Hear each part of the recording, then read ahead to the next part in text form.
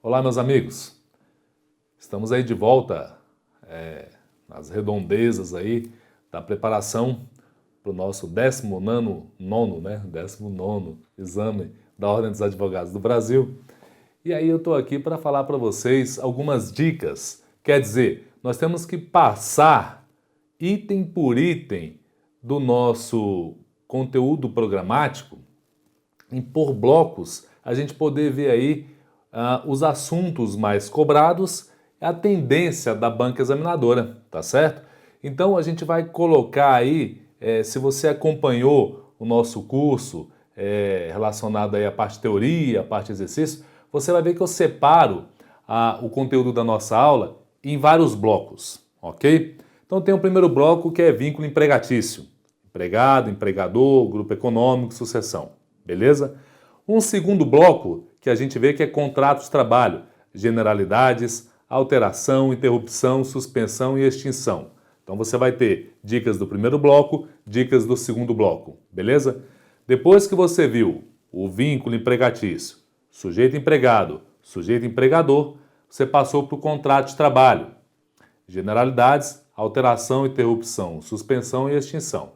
Daí você viu os dois personagens, você viu o objeto e você viu o vínculo que une aquele que é o núcleo de estudo do direito de trabalho, ou seja, o contrato de trabalho. Beleza? Quando você acaba de estudar o sujeito empregado, sujeito empregador, o objeto e o contrato, você vai para os dois pilares deste contrato. O quanto você trabalha, jornada, e o quanto você recebe, remuneração e salário. Daí você já fez, então, outro grupo de dicas. Finalizando, você vem com férias, você vem com FGTS e você vem aí com a parte de prescrição vinculado ao FGTS. Tá certo? Eu vou colocar aqui no fichário cada grupo e a gente vai seguir com as dicas separadamente, item por item, tentando abarcar o máximo de questões possíveis. Estamos juntos no seu projeto de aprovação, estamos juntos na sua perseguição à carteirinha vermelha da Ordem dos Advogados do Brasil. Vamos aqui no fichário para você dar uma olhada? Vai lá comigo. Olha só, você tem aí, como eu te falei, o primeiro grupo, ok? Primeiro grupo. O que você vai ver comigo no primeiro grupo? Esse primeiro grupo eu vou estudar o vínculo com você.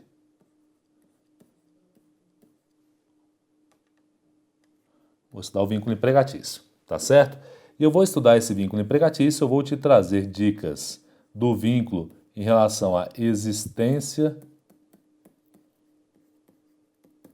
dos requisitos. Eu vou estudar com você o plano da validade.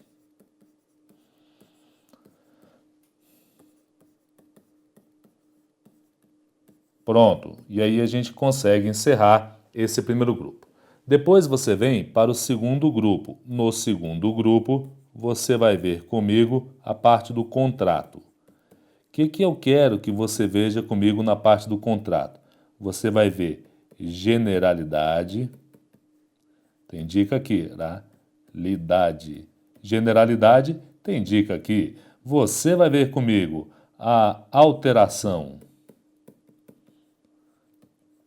Você vai ver comigo uma de suspensão. E você verá comigo dicas de extinção. Extinção são duas dicas. Tá certo? Quando você acabar de estudar essa parte, você vem para o terceiro grupo, que são os pilares. Em relação aos pilares, você vai ver remuneração e jornada. Remuneração e jornada. Em remuneração e jornada, você vai ter aqui comigo a questão das gorjetas e você vai ter comigo principalmente as horas in itinere. Gorjetas e horas in itinere. Bacana? E por último, nosso quarto bloco, você verá comigo, no quarto bloco de dicas, você verá comigo férias e FGTS. Tá beleza? E aí, em relação a férias, você vai ver a questão da concessão, fracionamento das férias, pode fracionar, pode vender, barra remuneração, e você vai ver com FGTS a questão da prescrição. Se você parar para contar, você vai ter aqui, ó, uma dica, requisitos. Vou apagar aqui, ficou ruim. Vai. Primeira dica sobre requisitos. Segunda dica no plano da validade. Terceira dica, generalidade. Quarta dica, em alteração, você tem uma subdivisão. Em quarta dica, você vai ter alteração, que é a questão da função de confiança e supressão da gratificação e a transferência, tá? Então você vai ter aqui, ou melhor colocar, a quarta e quinta dica, beleza? Suspensão, você vai ter a sexta dica. Extinção, sétima e oitava dica, são duas. Gorjeta, a nona dica. Horas e itinere, você vai ter a 10ª dica. Concessão, 11ª e 12ª dica. Prescrição, 13ª dica. Não é um número cabalístico, tá certo? Então, você vai acompanhar comigo toda esta parte aqui, tá? Vem cá comigo, eu vou passar o fichário. Você não precisa olhar para ele não, vai só tá aqui para mim, branquinho. Olha só, primeira coisa sobre vínculo empregatício. Quando você estuda o vínculo, você tem que saber os requisitos do vínculo empregatício.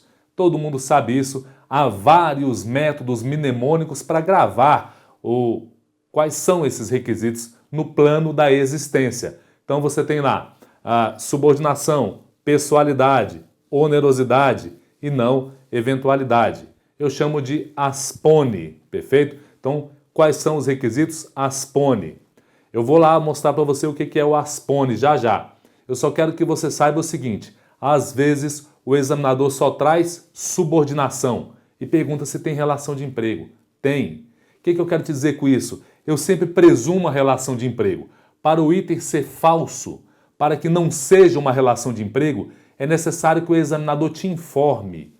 Portanto, se o examinador ficar em cima do muro, não te der uma certeza, você vai pender por vínculo. Porque por presunção seu trabalho, eu estou empregado de alguém, tá certo? Agora, se ele não quiser que seja vínculo, ele vai te dar uma informação mais precisa, do tipo, o trabalho é gratuito, ou não é subordinado, ou não é pessoal, ou não é oneroso. Ele vai te dar uma dica nesse sentido, tá? Então, primeiro sobre o plano da existência. Vá lá comigo no fichário. Então, vínculo empregatício. Primeira ficha. Vínculo empregatício. Uma ficha para cada um, tá certo? Empregatício. Isso aqui é plano da existência. Plano da existência. Plano da existência, você tem o ASPONE. Que vem a ser o quê? A de alteridade. Você não vai procurar, já te falei isso lá, você não vai procurar alteridade, tá certo? Porque a alteridade é uma questão mais doutrinária. Você vai procurar para mim a subordinação. Subordinação. Você vai procurar para mim a pessoalidade. Você vai procurar para mim a onerosidade. E você vai procurar para mim a não eventualidade. Ok? Vem cá comigo, rapidamente. Por partes, subordinação não é técnica, não é econômica. Não é porque o sujeito sabe mais do que eu sou subordinado. Não é porque ele é mais rico que eu sou subordinado. Ele tem direito de mandar em mim porque ele tem poder diretivo. Ele assumiu os riscos do negócio. É a alteridade. Por isso ele manda a mim e daí eu tenho o dever de obedecer. Perfeito? Se eu tenho o dever de obedecer, Quem me manda obedecer é o ordenamento jurídico. Portanto, a subordinação não é técnica nem econômica, ela é jurídica. E ela se vincula ao objeto, por isso ela é objetiva.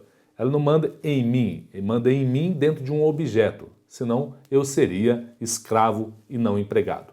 Grave então a expressão. Subordinação ela é jurídica e objetiva, ela não é técnica nem econômica ou financeira. Beleza? Subordinação, pessoalidade, não tenho o que comentar, só eu posso fazer, ponto final, tá? Onerosidade, trabalhar visando recebimento. Não é trabalhar e receber, é trabalhar em busca do recebimento. Por isso que o religioso, a pessoa que trabalha como alguém que vai congregar para uma fé, para uma igreja, que vai amealhar pessoas para a sua crença, mesmo que ele ganhe alguma coisa com isso, ele não está exercendo função onerosa, porque a finalidade dele é evangelizar. Assim também o cabo eleitoral. O cabo eleitoral ele vai lá convencer alguém através das suas convicções políticas. Ele não está ali para ganhar a diária dele. Esquece a prática. Vamos aqui para o direito bonito, o direito abstrato. Perfeito? O religioso tem a finalidade de trabalhar em busca da fé, exercer um desiderato maior.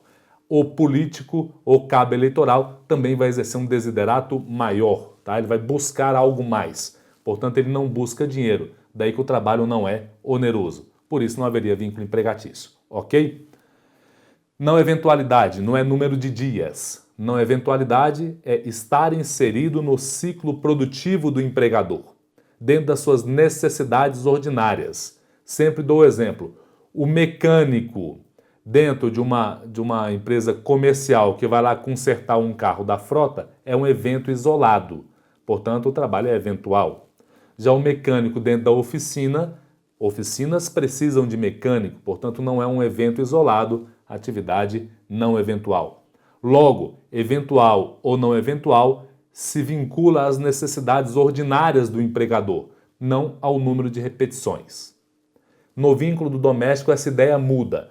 No vínculo do doméstico não tem atividade econômica no seio da família, portanto, eu não posso falar em ciclo produtivo. Logo, no seio do doméstico, no vínculo do empregado doméstico, eu analiso o número de dias. Até 2 dias não é empregado, atividade não contínua, beleza? Acima de 2 dias, atividade contínua, começa a avaliar o vínculo empregatício, ok? Sobre vínculo, plano da existência, é isso aí. Vamos agora para o plano da validade. Vai comigo no fichário. Agora você tem vínculo, plano da validade. Plano da validade. Validade do vínculo, você vai ter uma validade em relação ao objeto, você vai ter uma validade em relação à forma. Bacana. Objeto, proibido. Quando o objeto é proibido, contrato será válido. Quando o objeto é ilícito, contrato será nulo. Beleza? Exemplo, proibido. Exemplo de proibido, policial militar. Policial militar como segurança. Contrato proibido. Proibido para ele, portanto, contrato válido. Ser segurança não é ilícito. Exemplo de ilícito. Ilícito, jogo do bicho. Jogo do bicho é uma atividade ilícita no país, portanto, o apontador de jogo do bicho tem contrato nulo, beleza? Já o policial militar que se atira nas horas vagas não é contrato nulo, é contrato válido, tem direito a tudo, tá? Em relação à forma, ausência de concurso. Ausência de concurso.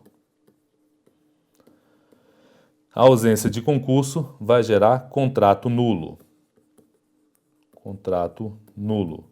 E ao gerar contrato nulo, o sujeito vai receber salário mais FGTS. Olha para mim. Beleza? Então, objeto. o núcleo do meu contrato. Se ele é proibido apenas para algumas pessoas, o contrato será válido. Se ele é ilícito, o contrato será nulo, ok? Concurso público. Se eu estou vinculado à administração pública sem prévia aprovação em concurso público, contrato nulo. Me dá salário e FGTS. Salário pelas horas efetivamente trabalhadas, mais fundo de garantia por tempo de serviço. Bacana? Isso aí está vinculado, está esmiuçado na súmula 363 do TST, a questão do contrato válido e do contrato nulo. Ok?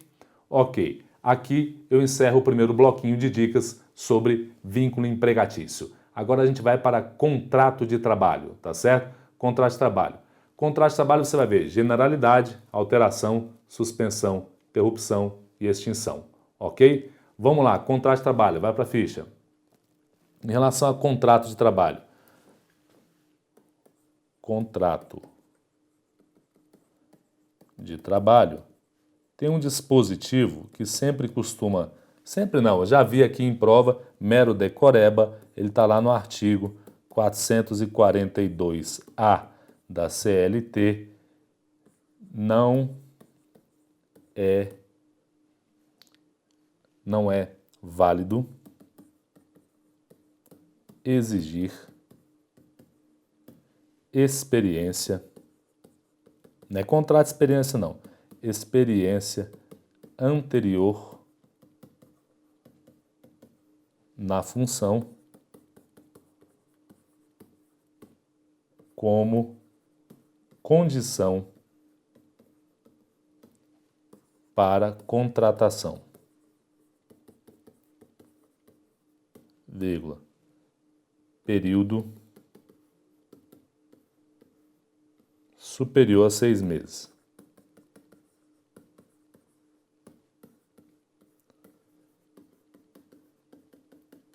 Superior a 6 meses. Olha para cá.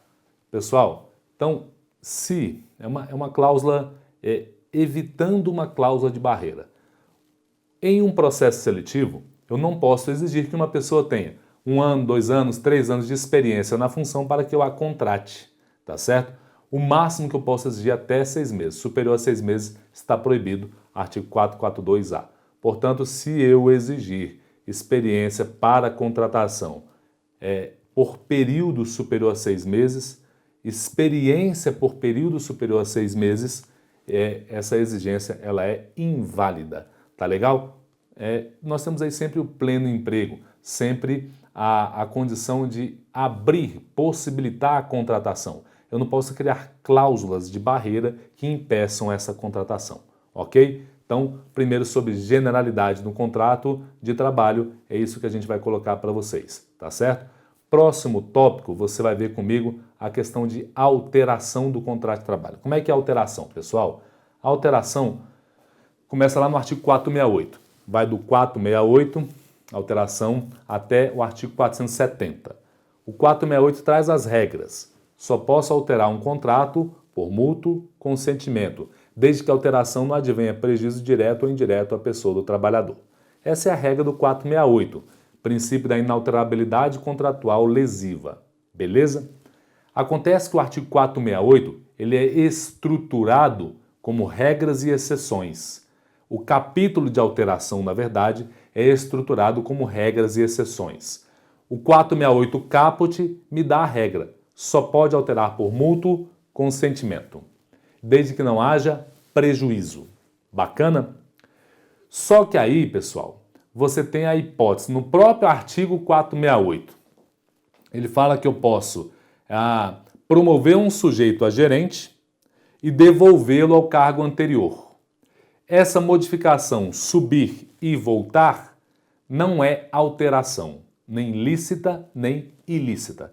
Simplesmente é mero poder jus variandi, é mero poder de alteração de pequenas cláusulas do contrato para melhor gerir o empreendimento. Então, promover o sujeito e voltar o sujeito para a função anterior não tem problema nenhum. A qualquer tempo eu posso fazer isso.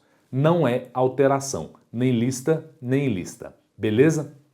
O dinheiro que ele recebe, se eu promover e ele ficar 10 anos ou mais, eu posso baixar. Mas na hora que eu o devolver para a função anterior, eu tenho que incorporar a gratificação, tá legal? Esse aí vai ser o texto da súmula 372, tá? Então, a primeira dica é essa. Vamos lá no fichário. Então, alteração. Alteração. Hipótese da súmula 372. Súmula 372 do TST, ok? Então, primeira informação. Promover e restituir para o cargo original não é alteração lícita nem ilícita. Apenas não é alteração, ok? Pode devolver a qualquer tempo, vírgula, mas exercida a função por 10 anos ou mais, incorpora o valor. Incorpora o valor. Ok? Está a hipótese da súmula 372, tá? Agora, pessoal, depois que você viu aí a hipótese da súmula 372, você vai agora para a próxima situação. Vou passar uma ficha, você vem comigo. Vem cá. Próxima exceção de alteração. Situações em que eu altero ou não tem consentimento, ou tem prejuízo e problema de ninguém. Vou alterar assim mesmo, tá certo? Ou seja, há situações em que eu altero unilateralmente e é válido, ou que eu altero com prejuízo e é válido, ou as duas coisas. São exceções expressamente previstas. A mais comum de vir em prova é a transferência. Tem duas questões que caem em transferência. Quando se exige real necessidade de serviço, beleza? E quando tem adicional de transferência, tá? Vai lá para a ficha. Você tem aí, ainda em alteração, ainda o tópico é alteração, tá certo? O tópico sendo alteração, agora nós vamos falar de transferência. E quando a gente fala de transferência, a gente vai para o artigo 469 da CLT, ok? 469. Então, você vai ter a primeira informação. Quando for função de confiança ou condição explícita ou implícita do contrato,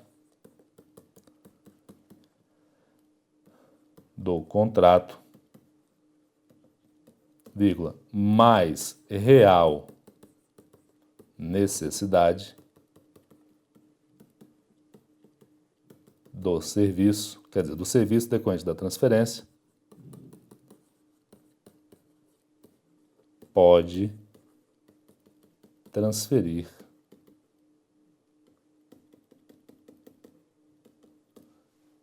o empregado unilateralmente.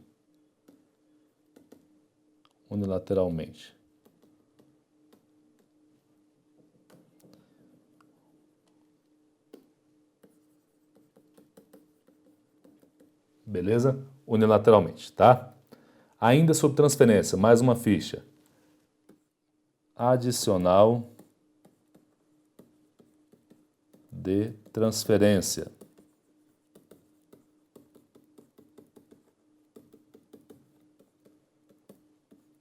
Só na provisória. Só na transferência provisória.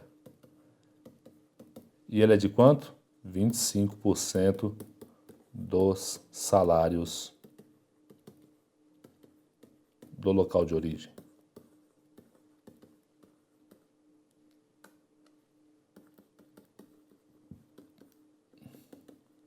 Positivo?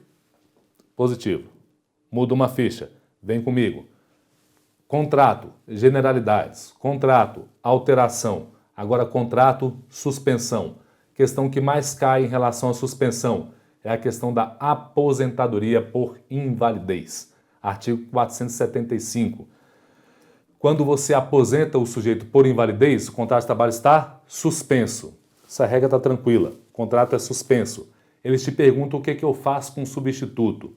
Se eu tiver contratado um substituto e ele tinha ciência da sua condição precária, da sua condição interina, quando eu o mandar embora, ele não tem direito à indenização. Se ele não tinha ciência, quando eu o mandar embora, ele tem direito à indenização. Posso ficar com o aposentado quando ele voltar ou mandá-lo embora e ficar com o substituto, ok? Vou lá para o papel te dizer isso. Esse dispositivo é só para sua prova, não leve isso para a prática. O artigo 475 é praticamente letra morta ante os termos do artigo 7º, inciso 1º da Constituição Federal e ante aí a extinção do sistema de estabilidade decenária. Esquece ele para sua prática, fique com ele somente para efeitos de prova. Vamos lá na fichário? Vai lá comigo. Então você tem aí hipótese de suspensão. O que a gente vai falar sobre suspensão? A gente vai falar sobre suspensão, artigo 475. Aposentadoria por invalidez. Aposentadoria por invalidez. Ela é hipótese de suspensão. Substituto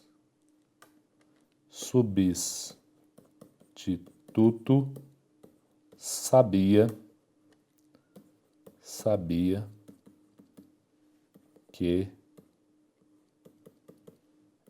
era transitória a sua situação. Se ele sabia que era transitória a sua situação, não recebe indenização. Ok? Substituto não sabia. Nesse caso, recebe indenização. Esse negócio de último a saber é complicado. O pessoal sai para fazer um e aí os outros ficam sendo o último a saber. Beleza? Então tá aí. Substituto não sabia, recebe indenização. Esse é o texto, suspensão do contrato de trabalho. Tá certo? Vem cá comigo agora. Suspensão, agora extinção. No bloco extinção tem muita questão de prova. Onde que elas residem? Repetidamente em aviso prévio, repetidamente em justa causa, tá certo? Lá no aviso prévio ele quer saber aquela proporcionalidade e as datas relacionadas à proporcionalidade, ok? Em relação à justa causa, ele quer saber algumas específicas. As principais aí que costumam vir em prova é ato de indisciplina e ato de insubordinação, que eles gostam de confundir as duas coisas aí em matéria de extinção do contrato de trabalho. Bora lá na fichinha para ver o aviso prévio proporcional? Tá aí, ó. Aviso prévio proporcional. Isso aqui é fácil. Aviso prévio, você só tem que ver uma coisa. Aviso prévio proporcional. No aviso prévio proporcional, você tem que ver a data da extinção. Data da extinção do contrato.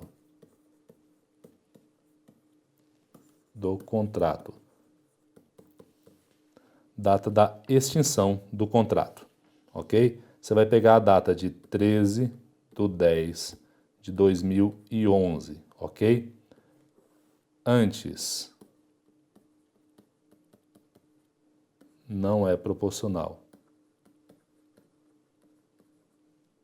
Depois aplica-se a proporção. Ok? Olha para mim aqui. Então, meu amigo, o que você vai fazer? Você não vai pegar a questão, você não vai ficar olhando a data de contratação a princípio. Você vai pegar a primeira data da extinção, beleza? Se a extinção for antes de 13/10 ou depois do 13 de 13/10 de 2011, tá? Se foi depois de 13/10 de 2011, para cada período superior a um ano, você vai aplicar mais 3 dias. A conta é muito simples. Você multiplica por 3 o número de anos de vigência do contrato e tira 3 ao final por causa do último ano. O máximo é 90. Por exemplo, suponhamos que o cara tenha trabalhado 10 anos, tá? Se ele trabalhou 10 anos, 3 vezes 10, 30. Seriam 30 dias a mais. Só que o primeiro ano não conta, então você vai botar 27, tá certo? Trabalhou 8 anos, trabalhou 9 anos. 3 vezes 9, 27. Teria 27 dias a mais, mas o primeiro ano eu não vou contar, ok? Então eu tiro 3, vai dar 24. Esse dia 24, esses dias 27, eu somo aos 30 iniciais. Então, por exemplo, se o cara trabalhou 9 anos, se ele trabalhou 9 anos e um dia, para ficar tranquilo, eu vou pegar 3 vezes 9, 27, menos os 3 do primeiro ano, 24. Daí eu vou somar com os 30 dias, vai dar 54 dias, ok? O máximo que eu posso chegar é 90 dias de aviso prévio.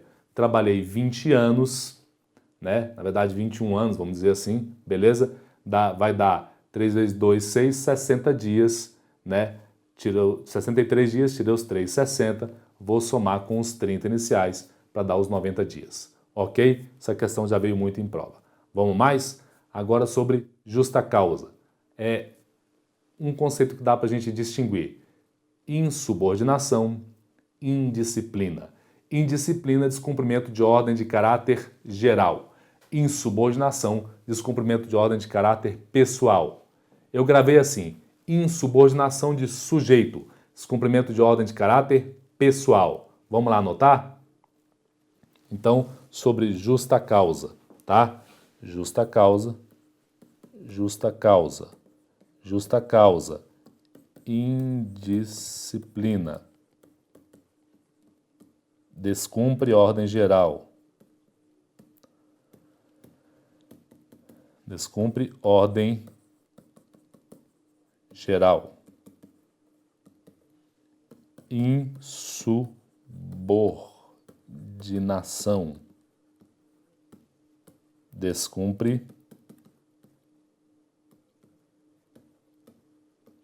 ordem de caráter pessoal,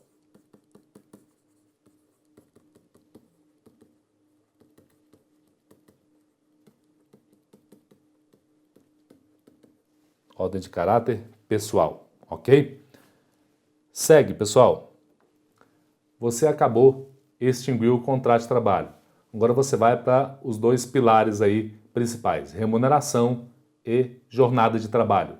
Sobre remuneração, questão muito cobrada, quando você pega o 457 da CLT, você tem que remuneração é igual a salário mais gorjeta. Ele fica querendo saber de você, em relação às gorjetas, se ela é base de cálculo do quê? A questão é da súmula 354 do TST, tá? Vamos lá então? Remuneração, gorjeta, vai. Remuneração e salário. Remuneração e salário. Você vai estudar comigo a questão das gorjetas. Você vai estudar comigo a súmula 354. 354 do TST. Você vai anotar comigo o seguinte: gorjeta não é base de cálculo. Para quê, pessoal? Ela não é base de cálculo para o ARA. O que é o ARA? Hora extra. Ela não é base de cálculo para o ARA. O que é ARA? Hora extra. O que é ARA? Adicional notúrnico. O que é ARA? Repouso semanal remunerado. O que é ARA? Aviso prévio. Então ela não é base de cálculo para essa galera aí, tá? Outra pergunta que faz sobre gorjeta. Gorjeta pouco importa se é cobrada na nota de serviço ou paga espontaneamente pelo cliente. Gorjeta é gorjeta de todo jeito, integra a remuneração, não integra o salário, integra a remuneração do empregado e é base de cálculo dessa situação todinha. Bacana? Vai agora, depois de gorjeta, jornada. Vai comigo. Em relação à jornada, Em relação à jornada, você veio comigo horas itinerary. Horas itinerary. O que tem que ter nas horas itinerary? Não há transporte público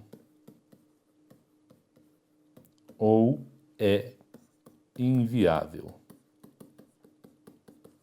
o seu uso de forma absoluta.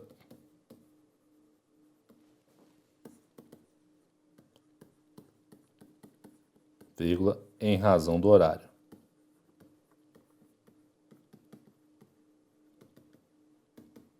Ok?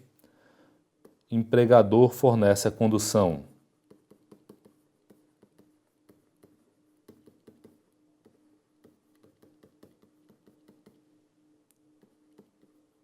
Empregador fornece a condução. Ok? O que mais? Empregador fornece a condução. Cobrar não influencia. Pessoal, olha para mim. Hora itinerary. Tempo à disposição do empregador. Não é hora extra. Vai ser somado à tua jornada para ver se tem hora extra ou não. Gente, 2 requisitos alternativos e um cumulativo. Difícil acesso ao local de trabalho ou não servido por transporte público e o empregador fornecer a condução. Somados esses requisitos, eu passo a contar a hora de trajeto como hora trabalhada.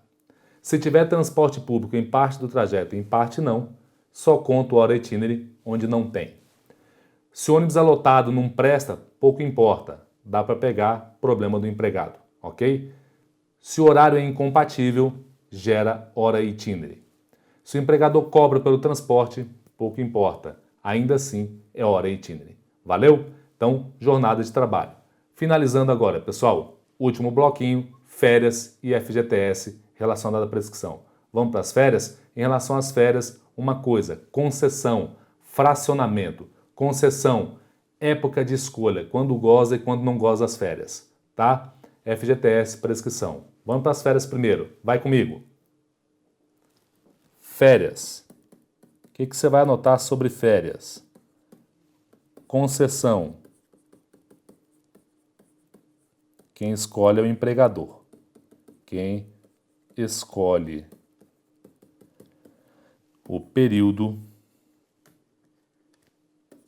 Quem escolhe o período é o patrão. Fica mais barato escrever. Vírgula, salvo a empregado menor e estudante. Além de ser menor, ele é estudante, ok? B, membros da mesma família.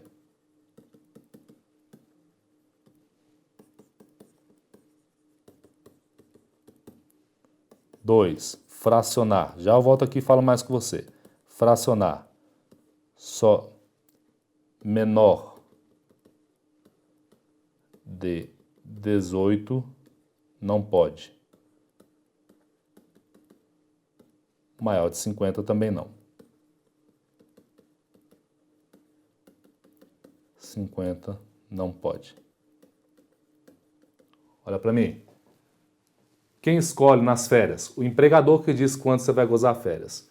Se eu sou empregado, menor de idade e estudante, eu posso coincidir minhas férias com as férias escolares. Não é que eu possa escolher o dia, não. Eu posso fazer coincidir minhas férias com as férias escolares. Membros de uma mesma família que trabalham no mesmo empreendimento podem fazer coincidir suas férias em conjunto. Nesse segundo caso, é uma prioridade, não é uma coisa absoluta, beleza? No caso do menor, tende a ser absoluta, mas também não é absoluta, ela é mais forte apenas do que a outra, ok? Menor de 18, maior de 50, não pode fracionar. Fracionar, o período não pode ser menor que 10 dias. Venda das férias. Posso vender 10 dias? Posso. Empregador é obrigado a comprar? É, se eu comunicá-lo até 15 dias antes do término do período concessivo, ok? Última dica para nós finalizarmos a nossa pequena aulinha. Vamos lá, a questão do FGTS e prescrição. Vai direto para a ficha. FGTS e prescrição tem a questão da prescrição trintenária, tá certo? Então, FGTS agora é o seguinte.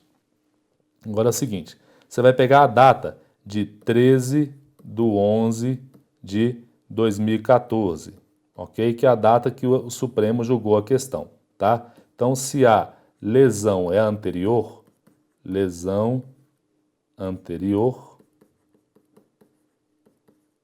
e lesão posterior.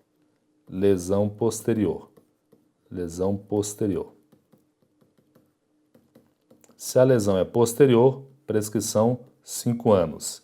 Se a lesão é anterior, vai ser 30 anos do fato